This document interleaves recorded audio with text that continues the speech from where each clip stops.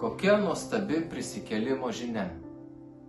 Kai moteris atėjo prie kapo, kur Jėzus buvo palaidotas, jos nerado Jėzaus.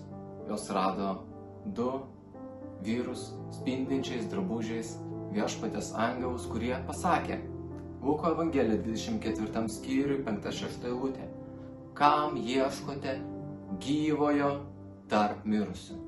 Viešpats yra gyvas, Jėzus yra gyvas. Nėra jo čia, jis prisikėlė. Taigi, koks tavo viešpats šiandien?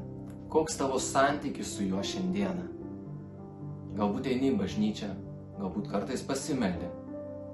Bet ar jis gyvas tau? Ar tu tik žinai apie jį? Ar jis prisikėlęs tavo širdyje? Ar jis atnešė viltį į tavo širdį?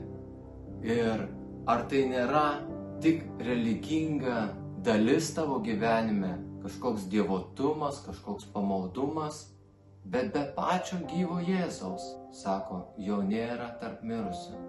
Taigi kviečiu kiekvieną ieškoti viešpatės, pažinti jį, pakviesti savo širdį, susitikti su juo, su gyvu viešpačiu, prisikėlusiu viešpačiu, kad viltis, džiaugsmas ir ramybė būtų jūsų širdyse, kad Dievo karalystė pripildytų jūsų gyvenimus ir pats viešpats būtų su jumis savo dvasia.